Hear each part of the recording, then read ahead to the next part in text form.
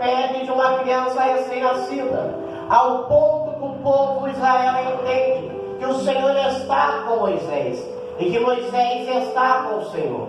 Alguns começam a questionar a situação, outros começam a entender que o processo de escravidão está se passando. Com isso, Deus começa a lançar sobre o Egito 10 pragas, a qual nós já conhecemos. Entenda, o sinal de Deus não era para a destruição do povo de Israel, e sim para que o povo de Israel entendesse que ainda existe, habita um Deus no meio do seu povo. Aleluia. Ou seja, enquanto o povo estava naquela situação, Deus também estava no meio do seu povo. Aleluia. E nesta noite nós iremos entender que mesmo nas crises e circunstâncias da vida, Deus ainda habita no meio do seu povo.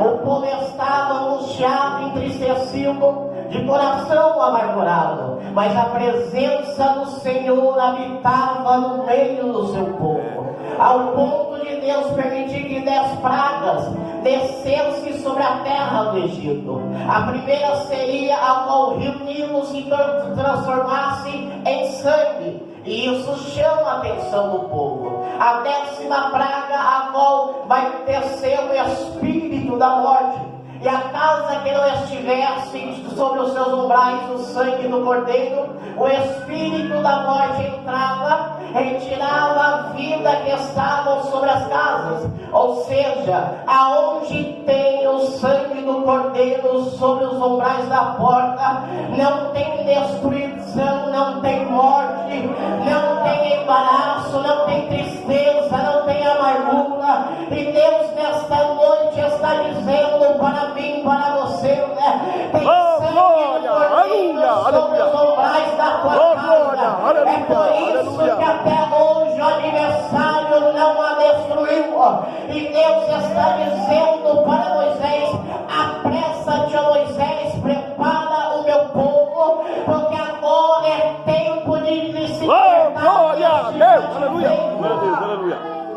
E por isso, o povo está saindo, estão alegres, prepararam as suas malas, suas bagagens, e vai para o deserto.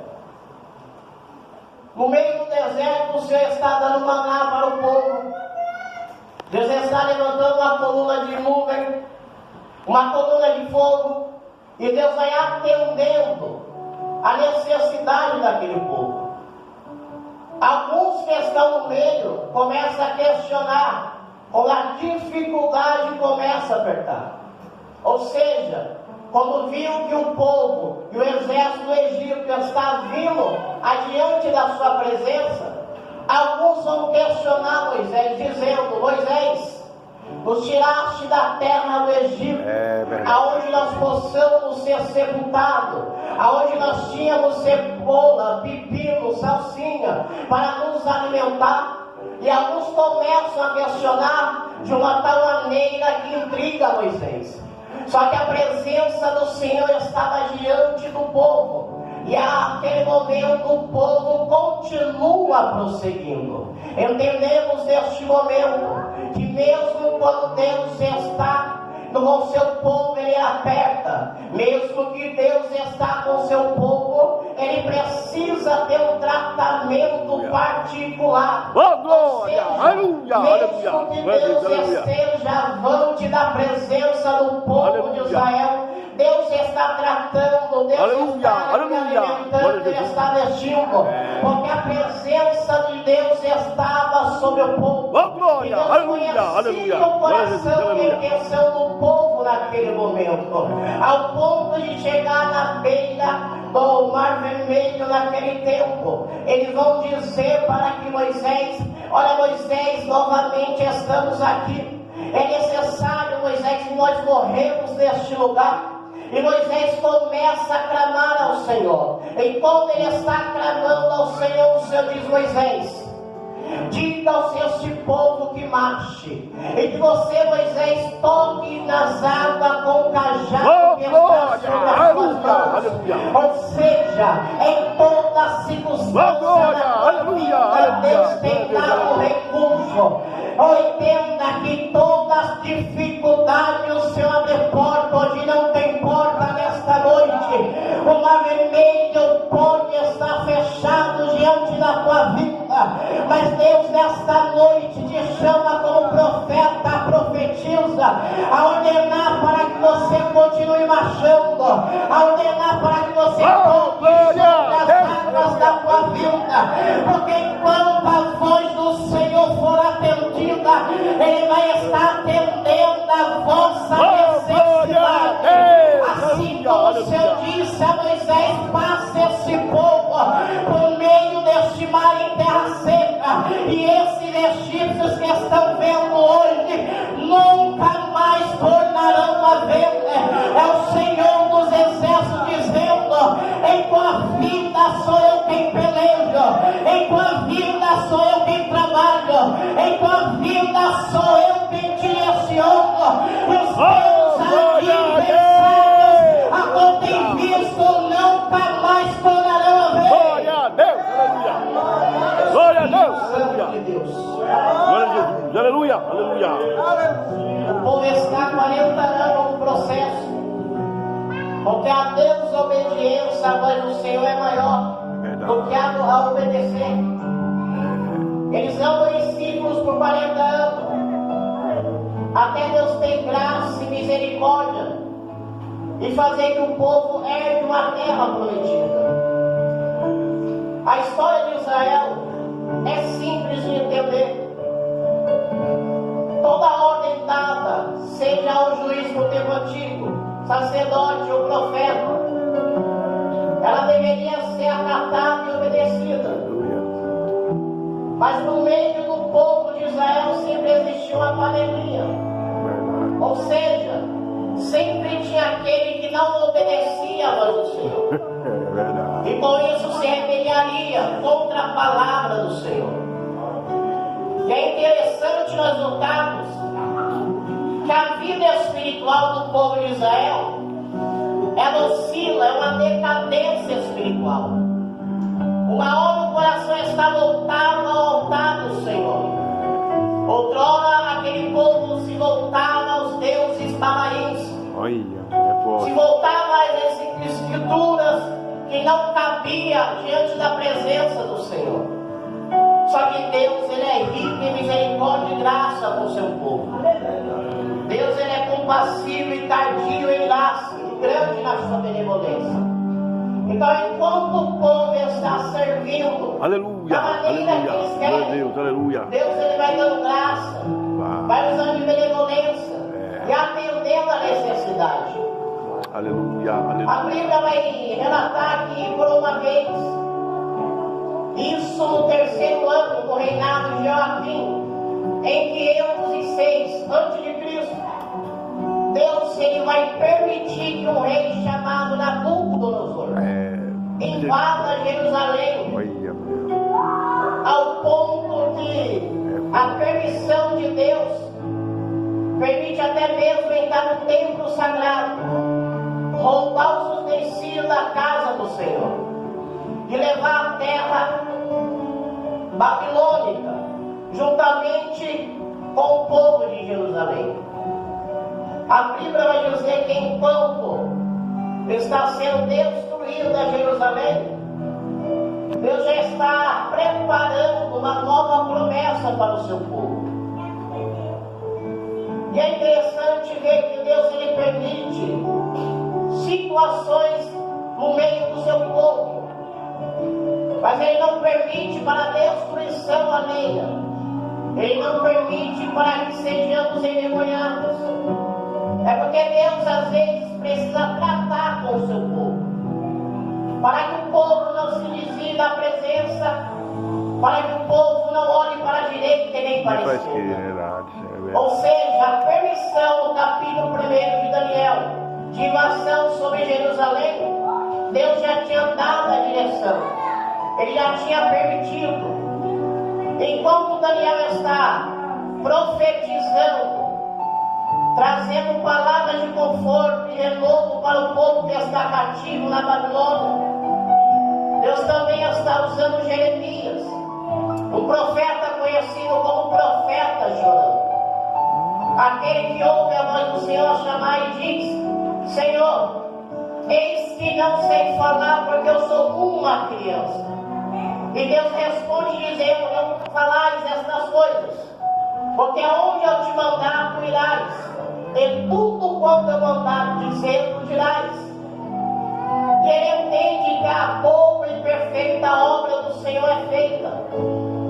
E com isso está Jeremias profetizando aos restantes que está em Judá.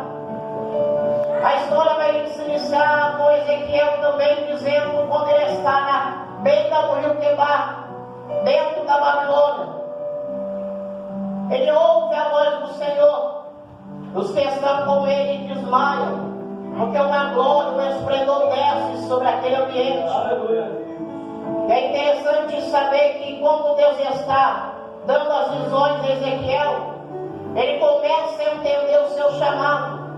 Ele era sacerdote, tornou-se profeta. Ele começa a entender o processo e a situação que o povo está vivendo.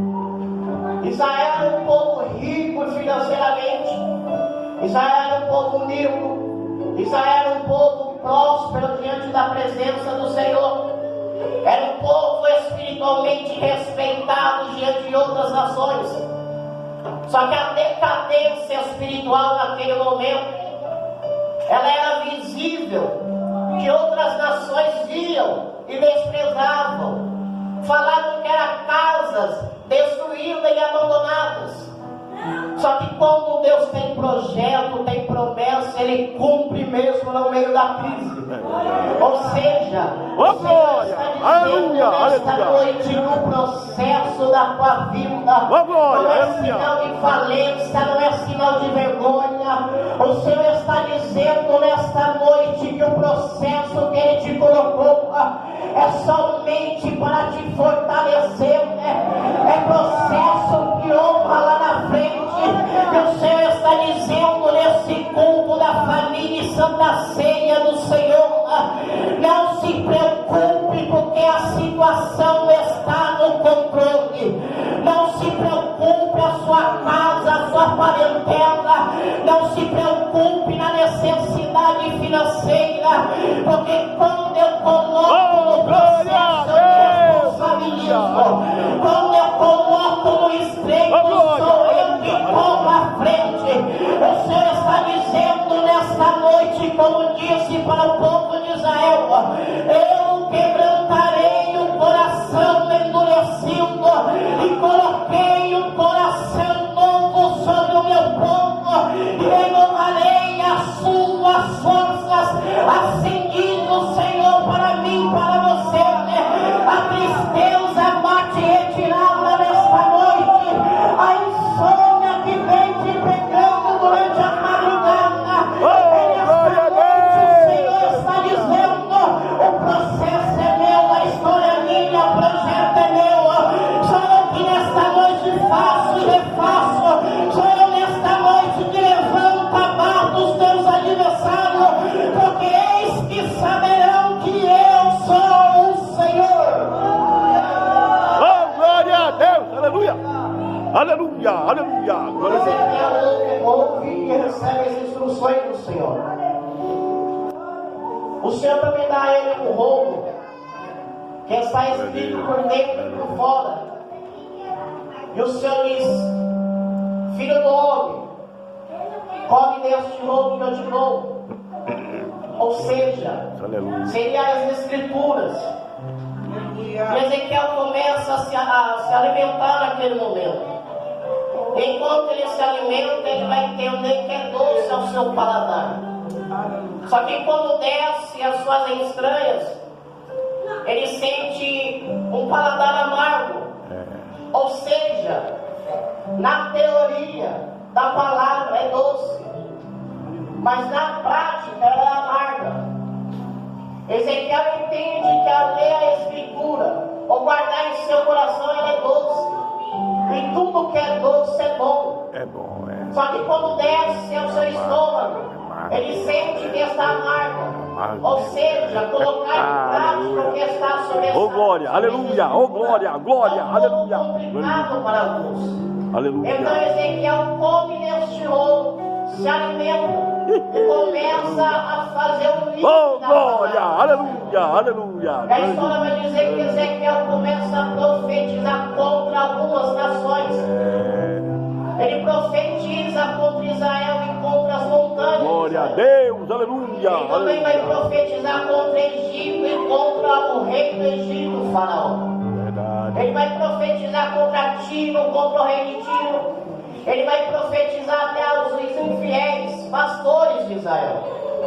Porque a situação de um profeta naquele tempo era receber o Espírito de Deus, abrir a boca e deixar que Deus falasse para com o povo.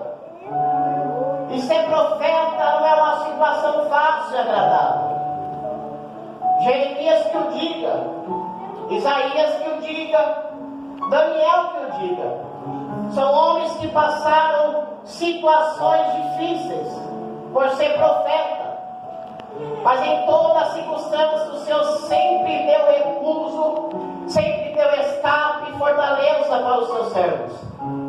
E a Bíblia vai mencionar no capítulo 37 que está o profeta Ezequiel naquele tempo, fazendo o querer do Senhor.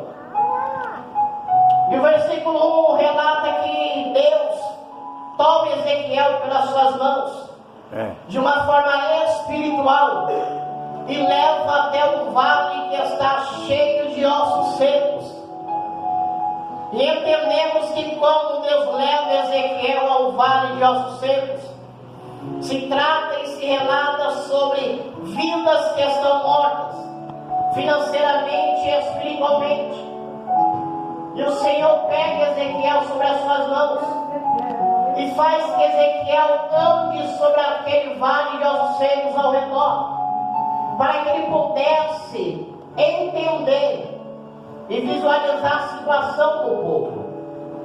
E Ezequiel contempla que há sobre esse vale muitos ossos secos. E o Senhor vai conversar com Ezequiel naquele tempo. Filho do homem, poderão reviver esses ossos? Ezequiel é um homem inteligente e sábio. Ezequiel, ele olha para os ossos. Ele vê que sobre esse vale só tem ossos. Não tem pele, não tem tendão, não tem nervo, não tem espírito. Quando Ezequiel se abaixa sua cabeça para olhar para o vale, ele entende que nem se ele quisesse, ele conseguiria restaurar aqueles ossos.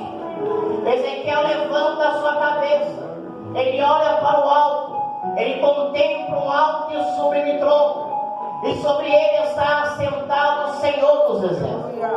Ezequiel, ele entende que somente o Senhor, na sua sobremaneira de agir, poderia fazer aqueles ossos ser ressuscitados ou ser restaurados. Então Ezequiel responde: Senhor Jeová, tu o sabes. Entendemos nesta noite que as situações que Deus nos leva a vales das nossas vidas, não para nós contemplarmos e ficar de braços cruzados, mas a situação que Deus leva Ezequiel era para profetizar em meio a um vale de ossos secos.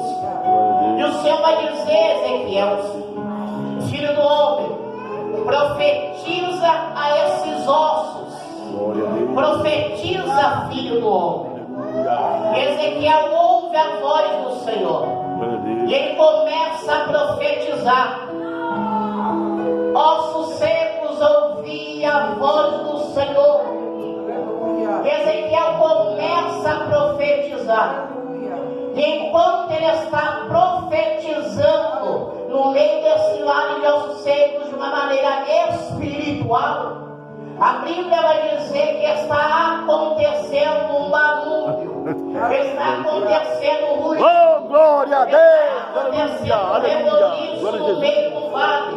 Ou seja, enquanto Ezequiel está profetizando, o Senhor dos Exércitos está colocando tudo segundo lugar. Ou seja, a situação que você se encontra só vai ter mudança, só vai ter restauração, só vai ter perspectiva de vida após você começar a profetizar no meio do vale de ossos secos que Deus te.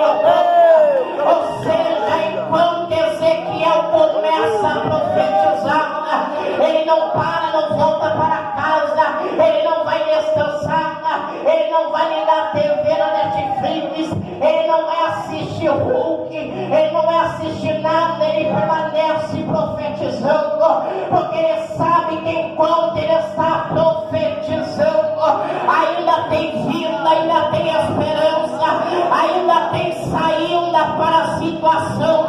Ele entende que se a palavra do Senhor foi profetiza, ele vai profetizar e algo sobrenatural vai acontecer.